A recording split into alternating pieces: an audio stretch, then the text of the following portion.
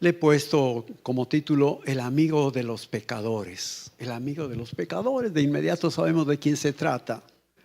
Y allí está el siervo del Señor Juan hablando y dice: estas cosas os he hablado para que mi gozo esté en vosotros y vuestro gozo sea cumplido. Este es mi mandamiento, que os améis unos a otros como yo os he amado. Nadie tiene mayor amor que este, que uno ponga su vida por sus amigos. Vosotros sois mis amigos si hacéis lo que yo os mando. Ya no os llamaré siervos, porque el siervo no sabe lo que hace su señor, pero os he llamado amigos, porque todas las cosas que oí de mi Padre os las he dado a conocer. Es entendible, hermanos, que el Señor Jesús tuvo intimidad con sus seguidores, con sus discípulos, a quienes les reveló todo lo que había recibido del Padre Celestial. Y entendemos nosotros que tenemos relaciones humanas. Algunas veces hemos empleado a alguien en casa donde ha sido necesaria su presencia, pero ciertamente no nos abrimos de capa, podríamos llamarle, con una gente que a medias conocemos o no conocemos, y no podemos entrar en una franca plática con ellos. No así cuando entendemos que gozamos con un amigo. Y hay que detenernos un poquito. ¿Qué es un amigo? Amigo es alguien íntimo con quien usted puede compartir cosas muy delicadas. Y por cierto, sepa a quién le confía sus cosas. Porque al parecer son nuestros íntimos amigos. Y algo que usted le compartió en confianza al rato es del conocimiento público. Hay que poner cuidado en ello. Y vemos la necesidad de permanecer fieles como amigos. Y el Señor Jesús quiso, hermanos, quitarnos ese título de siervos que, por cierto, muchos le sirvieron en aquel tiempo como hoy mismo. Pero Él quiere elevarnos a un rango superior, de mayor importancia, amigos. Pero tenemos que ser fieles a esa amistad que Él nos brinda. Y está hablando Pablo a su amigo, a su discípulo Timoteo, y le dice: si fuéramos fieles, si fuéramos infieles, Él permanece fiel. Él no puede negarse a sí mismo. Y por supuesto, Dios no cambia. Y Él lo dice: yo soy Dios y no cambio. Y la palabra nos dice que Él no es hombre para que mienta, ni hijo de hombre para que se arrepienta. Lo que Él dice lo hará en función de nuestra obediencia hacia Él. El Señor Jesús quiso quitar esa barrera de separación entre siervo, entre ayudante, y lo hizo más íntimo. Él quiere, como en aquel tiempo, llamarles amigos igual a nosotros. No obstante, hermanos, no quiere decir que nos tengamos por dignos de tal título. ¿Y quién de nosotros muchas veces no hemos, incluso nos hemos jactado de tener relaciones con alguien poderoso, alguien que está en eminencia? Oh, cómo no, yo me llevo bien con él, nos llevamos de a cuartos. Pero el Señor quiere, hermanos, que tengamos cuidado, que seamos sencillos. A pesar de que Él nos quiere como amigos, puede decir: qué bueno que cuento con ese amigo fiel.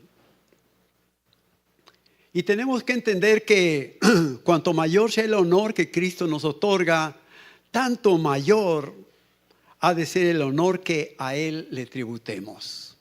Tanta más cercanía, mayor reverencia. Y por supuesto sabemos que al Señor hay que tenerle reverencia. Y cuando a Él nos acercamos con temor y con temblor, no miedo, sino un temor reverente, saber quién es. Y que Él, al mostrar el amor hacia nosotros como pecadores, hermanos, no le eximió de ser criticado. ¿Y cuántas veces nos hemos propuesto hacer un bien a alguien con la mejor de las intenciones? No obstante, si nos vamos espléndidos, nos critican por la esplendidez con que lo hemos hecho. De la índole que usted quiera. Mira cuánto tiempo le dedican a fulano. Como que si somos escasos en dar amistad como ayuda X, mira qué miserables son. Sencillamente tenemos que contar o descontar, dar por descontado que vamos a ser criticados. Y el Señor nos pone ejemplos rápido. Y vemos a un Mateo hablando, dice, vino el Hijo del Hombre que come y bebe, y dicen, he aquí un hombre comilón y bebedor de vino, amigo de publicanos y de pecadores, pero la sabiduría es justificada por sus hijos. Jesús sabía la necesidad de cada quien y en su oportunidad le abordaba o entraba, iba y establecía esa relación amistosa con la gente necesitada. Y vemos, hermanos, que siendo algo que a nadie había ofendido, hermanos, Jesús siempre fue un hombre que le gustó con la convivencia. Si no recuerde que fue invitado junto con su madre y sus hermanos a las bodas de Caná de Galilea. Era un hombre que le gustaba socializar y vio una necesidad, lo invitaron, no fue él de suyo y fue objeto de crítica y le dijeron un hombre comilón y bebedor de vino, amigo de publicanos y de pecadores. Esto sí, pero lo anterior no. Nunca vimos a un Jesús pasándose en abuso de comer o de beber. Sabíamos que él no era de esta calidad, comilón y bebedor de vino, cosa falsa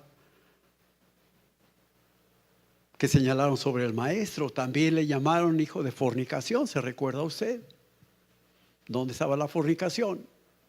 Pero finalmente la gente siempre buscó un señalamiento para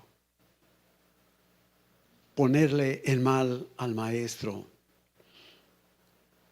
Y contemos que las mejores de nuestras decisiones, nuestras intenciones, pueden convertirse en el objeto de las mayores acusaciones, señalamientos indebidos, injustos, pero hasta ahí puede llegar. No obstante, no dejemos de hacer el bien siempre que podamos. Y no se fije a quién, hagámoslo, hermanos. Mayormente si estamos en posibilidad de hacerlo, hagámoslo. ¿Cuántas veces hemos podido hacerlo y aducimos no tener? Y cuidado con ello. No sea que de verdad el Señor nos los tome de veras y diga, no tienes de veras, no te he dado, ayuda. Y la mejor de nuestras obras, hermanos, puede ser criticada. Sí, era cierto que Jesús sí tenía amistad con publicanos y pecadores. ¿Quién es el mejor indicado para ir a ellos? Y vemos, hermanos, que fue el hombre más indicado para venir al mundo justamente para buscar a los pecadores. Y por supuesto, ahí estábamos usted y yo y seguimos estando. ¿Quién de nosotros podemos levantar las manos limpias y decir, solamente Jesús dijo, ¿quién de ustedes me acusa de pecado? No, nosotros no podemos decir tal cosa, pero sí podemos decir que tenemos ese gran amigo que nos apetece, nos invita y quiere intimar con nosotros. De tal suerte que está Pablo hablándole nuevamente a Timoteo y le dice, palabra fiel y digna de ser recibida por todos, que Cristo Jesús vino al mundo para salvar a los pecadores, de los cuales yo soy el primero. Aquí ya no está hablando Saulo de Tarso, hermanos, perseguidor de la iglesia con muchos defectos, muchos señalamientos. Y si bien Pablo no podemos decir que fue perfecto, pero sí prosperó en el camino de la amistad con el Señor. De tal manera que él pudo dar a entender que su vida había quedado atrás. Todo aquello humano que le agradaba, que podía hacer, lo dejó. Y si bien había cosas que le asistían para bien, dice, las he dejado atrás y las tengo por basura. Pero sí también nos conmina y nos dice, de modo que si alguno está en Cristo, nueva criatura es. Y Pablo está diciendo esto no sin desconocer, y se pone, a pesar del rango que estaba ocupando ya como un siervo de Dios, dice, de los cuales yo soy el primero. Y cuando aceptemos nosotros esto, hermanos, lo hagamos no tirándonos al piso. Sencillamente el Señor conoce nuestra condición y Él sabe cuando somos sinceros. Señor, reconozco. A mí me impacta la actitud de Tomás. Cuando él reclama creer en Jesús solamente si ve, si toca. Y cuando el Señor viene y le dice, ven, entonces, no dijo nada este varón. Señor nada más dijo, Señor mío y Dios mío. Y yo pienso que se derrumbó hasta el piso, reconociendo su condición. Y hermanos, es lo que tenemos que hacer. Toda vez que el Señor viene a nosotros y nos habla de nuestra condición, de decirle, Señor, tú sabes todas las cosas, punto, nada más. Y vemos que Pablo está afirmando algo aquí y lo señala como centro del evangelio, como lo señala Juan 3:16, porque de tal manera amó Dios al mundo que ha dado a su Hijo unigénito, para que todo aquel que en Él cree, no crea, cree. Es muy diferente a alguien que habla a futuro, crea. Él exige, se cree hoy, que en Él cree, no se pierda, mas tenga vida eterna. Y eso es lo que el Señor nos llama y nos da oportunidad de hacer. Siempre estará, hermanos, la oportunidad de creer al Señor. Y vemos que muchos reclaman y dicen, yo creo en Dios, aunque la vida no corresponda. Pero la palabra suya nos dice que aún los demonios creen y tiemblan. ¿Pero qué pasa? No se arrepienten. ¿Y cuántas veces nos ha llegado a atemorizar la palabra del Señor? Las sentencias que hay. Si bien la palabra del Señor está llena de misericordias, de amor, de oportunidades, hermanos, pero muchas veces las desdeñamos, las dejamos de lado por ahí. Y según Pablo, hermanos, ese glorioso designio de la venida del Hijo de Dios a este mundo fue para salvar a los pecadores. Y Él se pone en primer lugar. Él jamás ocultó lo que hizo. Sencillamente, en otras porciones escriturales, perseguidor, en fin, Él mismo se señala lo que hizo.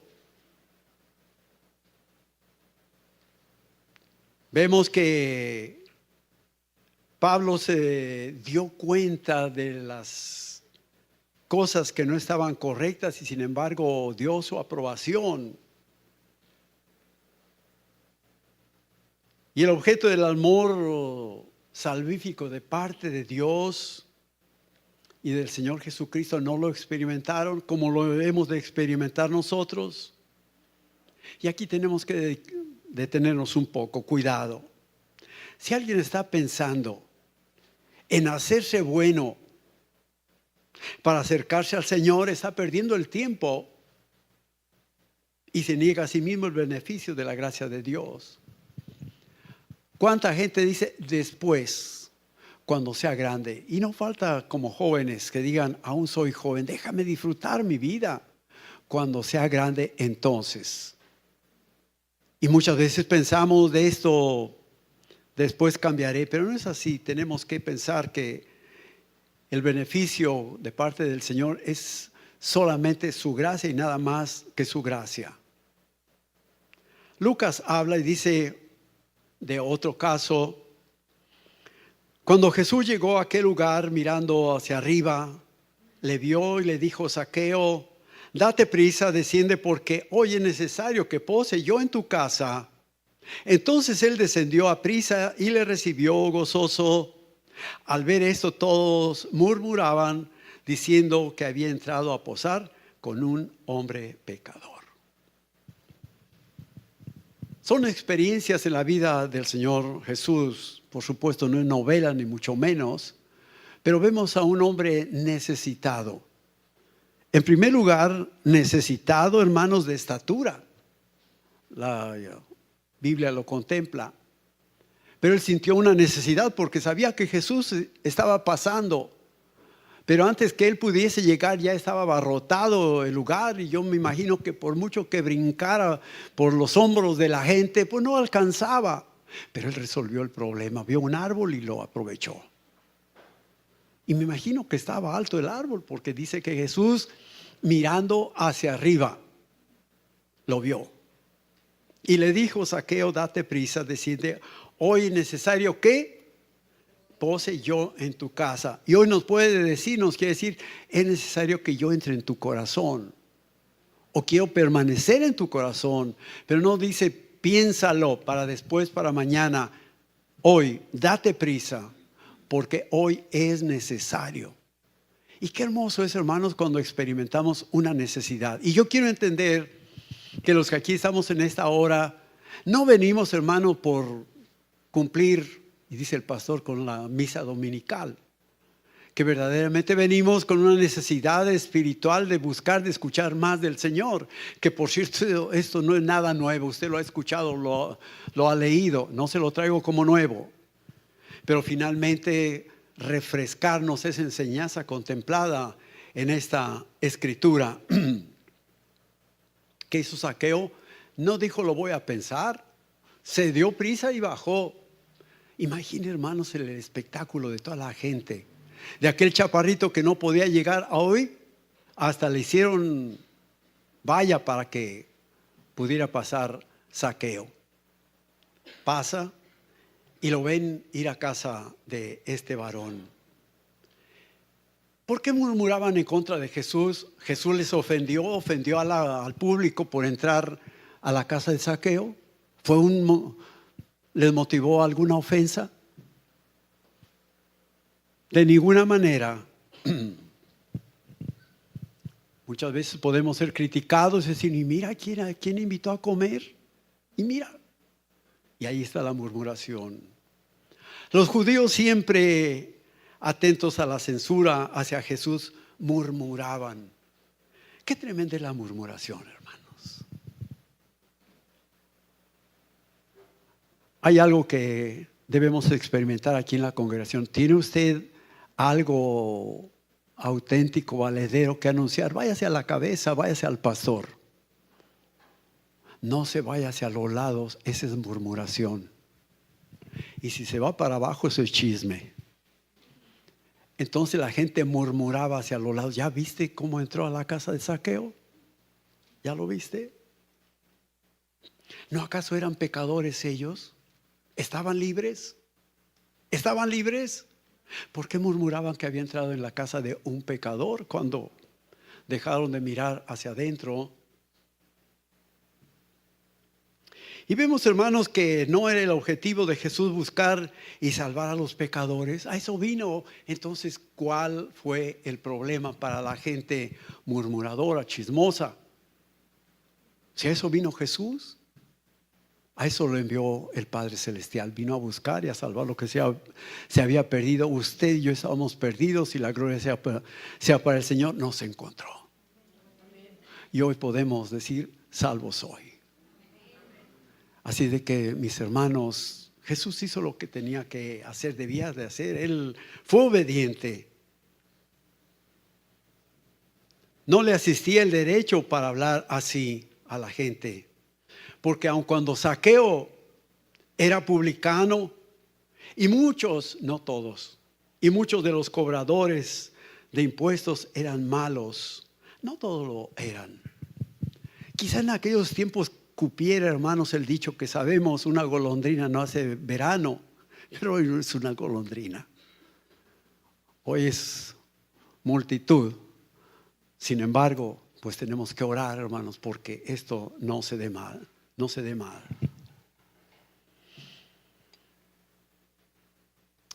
Si fue pecador Zaqueo, ¿siguió siéndolo después de la intervención de Jesús en su vida? Vemos, hermanos, por sus hechos que cambió totalmente.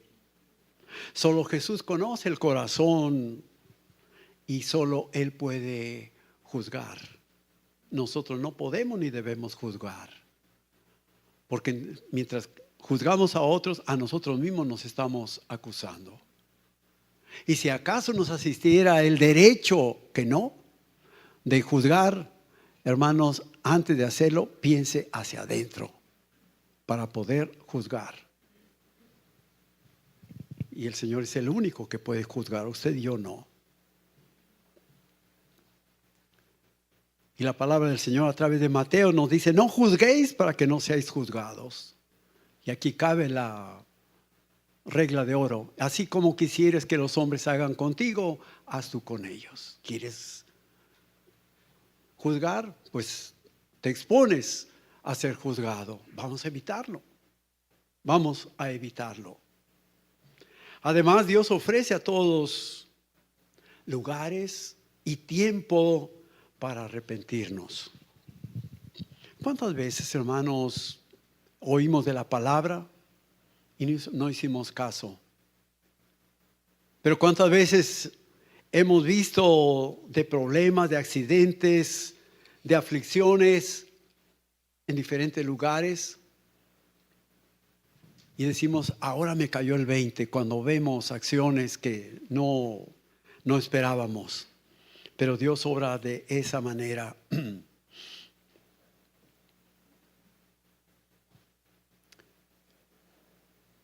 El doctor Lucas habla y dice: pero Dios, habiendo pasado por alto los tiempos de esta ignorancia, ahora manda a todos los hombres en todo lugar que se arrepientan. Primero nos da a conocer las cosas, ¿sí? Porque éramos ignorantes, no sabíamos, no conocíamos. Pero después de esto, ahora manda que todos, hombres, mujeres, en todo lugar, que nos arrepintamos. Siempre hay una oportunidad para hacerlo, hermanos. Hay que aprovechar la oportunidad. Pero dice su palabra: en tanto se dice hoy, mañana no. El mañana es de Dios, o bien es del enemigo que nos dice: está bien, oye a ese loco que está hablando, no le hagas caso. Déjalo para mañana, déjalo para después. Pero cuando Él dice hoy, es hoy. También nosotros, hermanos, debemos de orar y esperar que otros se arrepientan. Por supuesto, hermanos, Dios conceda que verdaderamente estamos en el lugar que el Señor nos quiere tener. Y no queremos que mi familiar se pierda, que el amigo, el compañero, el prójimo se pierda, sino que vamos y con amor, en amor, con palabra del Señor, ayudarle para que se arrepienta y vuelva o conozca del Señor. Pero vamos a tener cuidado, no sea que nuestro afán de querer que otro se arrepienta, cuando ve mi testimonio, me va a decir: médico, cúrate a ti mismo. Primero tú y luego vienes conmigo. Y con sobrada razón. Yo recuerdo una vez en la Ciudad de México, había un grupo, siempre fue el grupo fuerte de jóvenes, y había jóvenes a la puerta del templo invitando a todo joven que pasaba. Pero uno dijo: para ser como ustedes no me invites a entrar. Y qué tremendo es que alguien nos frene de esa forma, mayormente conociendo nuestro testimonio. Y hermanos, tenemos que tener mucho cuidado con esto. Tenemos tratos con gente, tenemos negocios. Y si nos vamos a conocer como tranzas, cuidado, hermanos. Ahí la palabra del Señor es vituperada y no demos lugar a ello. Aun cuando fuera todavía pecador, hermanos, no podía reprocharle a Jesús por ir a la casa de él. Ahí pudo decirle el Señor, como le dijo a Pedro: ¿qué a ti? ¿Qué a ustedes? ¿Qué a ustedes? En labio del Señor Jesús esto suena bien, aceptable. Pero si nosotros pudiéramos decirle esto a alguien, no le vamos a decir que a ti. Usted sabe de qué forma le podríamos decir. Sujetos a muchas cosas. Entonces, ¿qué a nosotros, hermanos, sabiendo que el Señor quiere el bien, quiere hacer amistad con otros y sobre todo nos pone en primer término a nosotros? ¿No acaso los doctores van al domicilio por los enfermos? ¿Cuál es el problema?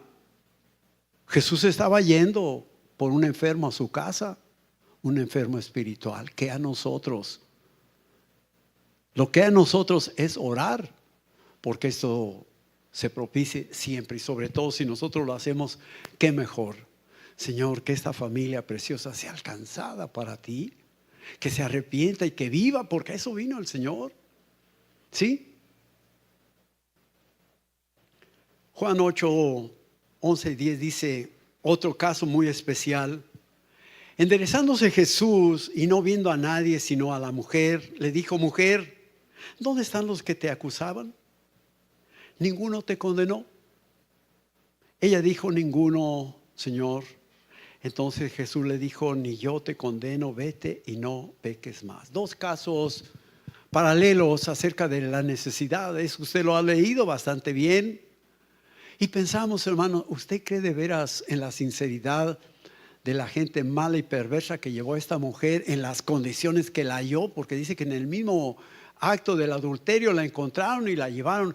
¿Ustedes creen que le dijeron: vístete, te voy a llevar para acá? No, hermanos, nos hace pensar lo peor.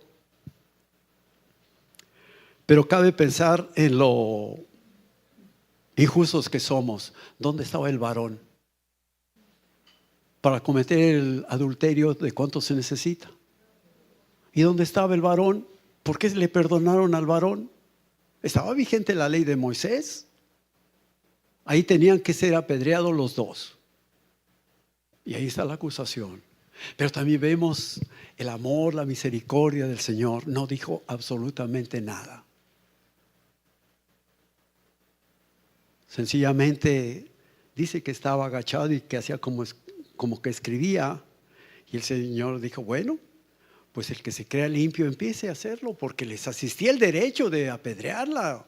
Estaba vigente la ley. Imagine, hermano, la condición de la mujer. Quizá estaba temblando, temerosa de recibir las primeras piedras encima de ella. Se quedó, hermanos, en espera de la decisión del juez para dictar sentencia. Debe ser terrible, hermano, estar frente a un juez cuando se ha cometido un ilícito. Estar esperando la sentencia después de las investigaciones, es decir, ¿cuántos años me van a tocar? Algunos cadena perpetua, otros la cadena capital. ¿Qué estaría pensando esa mujer? ¿Qué le esperaba? ¿Qué le esperaba? Cristo era el único libre de empezar a hacerlo, libre de pecado para arrojar la primera piedra. Aún siendo tan severo contra el pecado, Jesús, pero nadie es tan misericordioso como Él hacia el pecador, ya que Él es tardo para la ira y grande en misericordia y en verdad. En la semana tuve la oportunidad de ir a un funeral de una bebita de 2 años, muy impactante. Lloraban los papás, lloraba la familia, lloraban los amigos, y quizá no faltó la pregunta: ¿por qué te la llevaste a esa edad? Pero cabe en nosotros decir: ¿por qué estoy aquí todavía? ¿Por qué estoy aquí todavía? ¿Por qué una bebita inocente? ¿Por qué se la lleva el Señor? ¿Por qué estoy aquí? Indudablemente el Señor quiere seguir trabajando en su corazón. ¿Sí? Quiere seguir trabajando en su corazón, quitar aquello que estorba para que podamos llegar al lugar que Él tiene reservado para cada uno de nosotros. O quizás sabe que somos útiles todavía en su obra y nos está dejando trabajar. Por eso vemos que Él es grande en misericordia y detiene su ira. Y decirle: gracias, Señor, gracias porque no me has dado como me corresponde. Y nos ha dejado, hermanos. El Señor Jesús ve cómo se va yendo uno a uno de los acusadores de esta mujer y dice, le vuelve a preguntar: ¿dónde están los que te acusaban? Porque vemos que estaba vigente la ley de Moisés. Y ella que dijo: ninguno, Señor, ninguno, Señor. Y la respuesta de misericordia para aquella mujer como para nosotros: ni yo te condeno, pero hay una condición: no lo hagas más. Ni yo te condeno, pero no lo hagas más. Jesús no quería la pena capital para aquella mujer, porque no era el oficio de Jesús. Él no era juez. Él vino a lo suyo, a buscar y a salvar lo que se había perdido. Y como ayer o Él no quiere que el pecador muera. Él quiere un arrepentimiento, quiere hacernos amigos para que le entendamos y que vivamos. No era el oficio de Jesús. Él no quería interferir en los asuntos del orden secular, cada quien lo suyo. Imagine, hermanos, volvemos a decir, no era la mujer,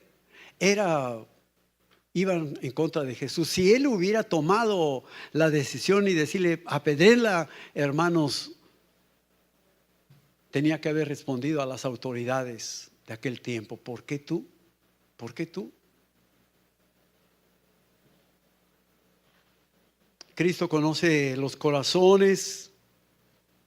Cuando ve un corazón sincero, Él otorga segundas oportunidades, de las cuales usted y yo estamos gozando ahorita mismo, de esas segundas oportunidades. ¿Cuánta infracción no hemos hecho a la palabra del Señor? Pero el Señor, por su infinita bondad, hermanos, nos tiene todavía aquí cómodos, oyendo, recordándonos las cosas. Chequemos, hermanos, lo que nos dice Romanos 6:1. ¿Qué pues diremos? ¿Perseveraremos en el pecado para que la gracia abunde? No, de ninguna manera. Porque quizá podríamos echar mano de la palabra del Señor cuando dice que donde abundó el pecado, sobreabundó la gracia. ¿Vamos a pecar más para adquirir mayor gracia del Señor? No, no se trata de eso.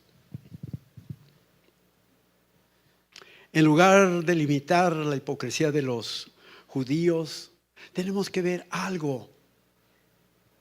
Y Pablo habla nuevamente a Timoteo y le dice: todas las cosas son puras. ¿Para quiénes? Para los puros. Mas para los corrompidos e incrédulos nada les es puro. Todo lo ven mal, todo lo murmuran, todo lo critican, pues hasta su mente y su conciencia aún están corrompidas. Démonos cuenta, hermanos, de nuestra real condición fuera de Cristo. Dice que desde la cabeza hasta la planta de nuestros pies somos podrida llaga. Pero el Señor, es su deseo limpiarnos de esa enfermedad de pecado y nos quiere dejar limpios. Nos quiere dejar limpios. Y lo central de este verso, hermanos, es lo fiel de la palabra. Un mensaje digno de todo crédito. Hermanos, admitiendo que oportunamente vino el Hijo de Dios a este mundo a salvar a los pecadores. Y por supuesto no podemos sentirnos excluidos. Ahí estamos. Pero ahora cambiados. Ahora diferentes. Si tan solo pensamos en nuestro ayer, que no es nada grato, sino al contrario, hay cosas de verdad vergonzantes de las que ya no queremos recordarnos, cómo el Señor ha cambiado todo por su gracia, por su amor que no alcanzamos a dimensionar.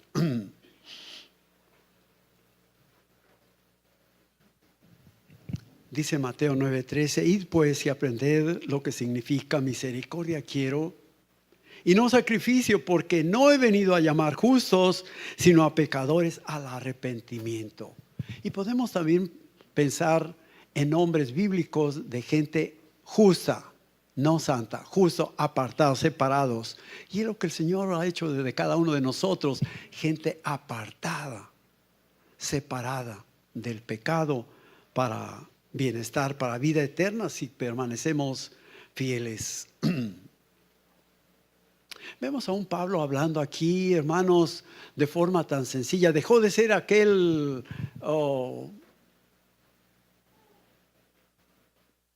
abusivo Saulo de Tarso, sabiendo que le asistía por derecho, traía documentación, no para llevar por la buena a la gente al castigo que no merecía, sino por ser seguidores de la palabra. Él sabía que lo podía hacer, ahora cambia. Por eso Pablo humildemente dice que de todos los pecadores del mundo, él es el primero. Y ya no era la condición de un Saulo de Tarso, ahora era un varón de Dios, pero sabía que era carne, pero que por el Señor había dejado todo eso. Y por lo cual apela a nuestra condición y dice, de modo que si alguno está en Cristo, nueva criatura es. Las cosas viejas pasaron y aquí todas son hechas nuevas. Y eso es lo que el amor de un amigo, hermano, nos quiere participar. Que lo pasado, pasado.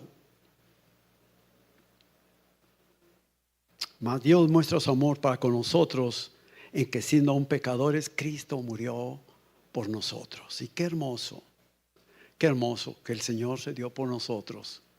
Si tan solo podemos imaginar la escena de la cruz, ver a Jesús allá crucificado.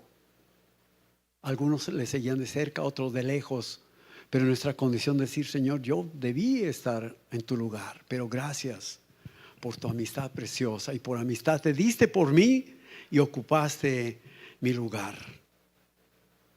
Ahora Pablo en su categoría de apóstol se menciona como el último. La situación en que nos hallamos, hermanos, cuando Cristo murió por nosotros, ¿cuál era? ¿Cuál era nuestra condición? ¿Llena de tristeza, de vergüenza? Imaginen, hermanos, si pudieran pasar una película de nuestra vida, nos gustaría que la pasaran aquí. De todos nuestros hechos. Sin embargo, por la misericordia del Señor, dice el Señor, de eso ya no me acuerdo, me lo llevé y lo arrojé a lo más profundo del mar. Ahora soy tu amigo. Y el amigo olvida todo, hermano. El amigo olvida todo. Antes éramos débiles, no teníamos fuerza para superar las circunstancias adversas de nuestra vida. Estábamos impotentes para ello, para salir del estado en que nos encontrábamos. No podíamos hacerlo. Cuando Cristo a su tiempo murió por nosotros, como impíos, hermano, esa era nuestra condición. Éramos incapaces de salvarnos por nosotros mismos. Y todo eso tenemos que decirle al Señor constantemente, Señor, sin ti nada soy, nada puedo.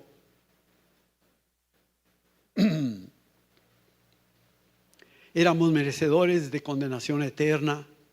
Éramos sus enemigos. No lo buscábamos, ni queríamos esa reconciliación con Él a pesar de su llamado de amor, de misericordia, de amistad. No lo queríamos porque sabíamos que el mundo, las cosas del mundo pesaban más en nuestra vida. Y gustábamos, hermanos, de las migajas, de las miserias que el mundo nos ofrecía, si es que las pudimos gozar. Y si hubo algún gozo, hermanos, solamente se hacía a base de remordimiento interior. Lo estoy haciendo sabiendo que no. Pero el Señor vino y Él siempre buscó nuestra reconciliación y solamente se alcanzó por medio de su Hijo Jesús. Fue Dios quien inició esa red de conciliación del pecador. Él siempre dio el primer paso. Nunca nosotros, nunca por nosotros. Él siempre. Y si no recuerda, hermanos, un ejemplo tan básico, Jesús estaba padeciendo por nosotros. Y cuando esto se dio, hermanos, en el momento más difícil de la existencia de Jesús, se rompe el velo del templo, del lugar santísimo, y se rompe de arriba hacia abajo. Y esto habla de que el Dios omnipotente siempre da el primer lugar, siempre viene de arriba hacia abajo, no del hombre hacia arriba.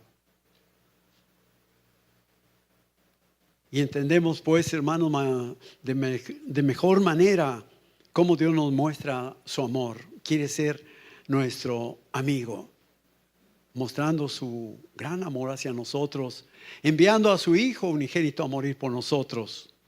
Ha pasado el tiempo. Y como nuestro amigo nos sigue diciendo, he aquí yo estoy con vosotros. ¿Hasta cuándo? Hasta el fin del mundo. Esa es amistad.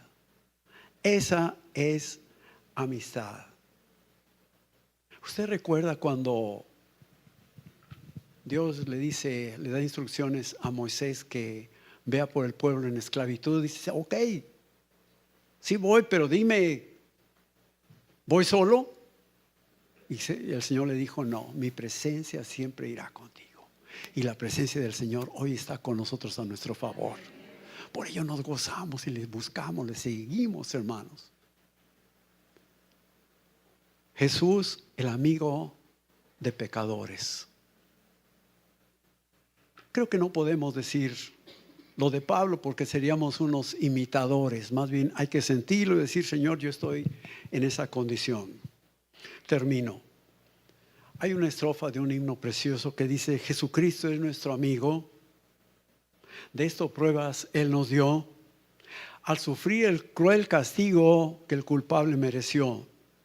Y su pueblo redimido hallará seguridad, fiando en este amigo eterno y esperando su bondad.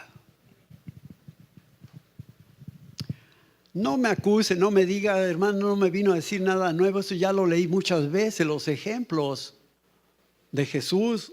Y hermanos, eso fue de Jesús, le pertenece a Él toda honra, toda gloria, hermanos, al haber realizado todo esto.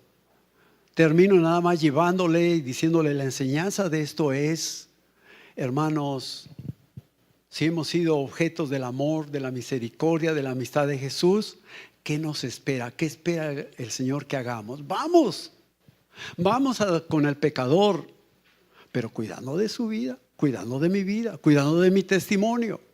Sí, esa es la sencilla enseñanza de este tema. Ir hacia el pecador. Vamos por un amigo, pero sí me quiero detener un poco aquí. Vamos a cuidar de nuestra amistad. ¿Con quién se junta, hermano? ¿Quién es su amigo? ¿Es digno de toda confianza? ¿O le conocemos cositas o nos conocen? Porque si vamos a ir por el que está en pecado, vamos a ir en el amor del Señor, con la palabra del Señor en la mano. Y si usted sabe que hay un delito, hermano, y ya le he insistido varias veces, marque distancia. Dice que si hay alguien que diciéndose cristiano y vive como adúltero, dice, con el tal ni aún comas. Con el tal ni aún comas. Pero es porque ya le hicimos la lucha. Y si no quiere entender, hermano, aléjese, no sea que lo contagie.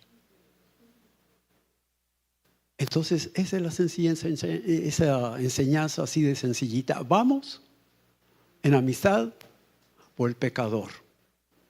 No sin reconocer que es nuestra condición, pero ahora redimidos, reconciliados con el Señor. Esta palabra es para la congregación.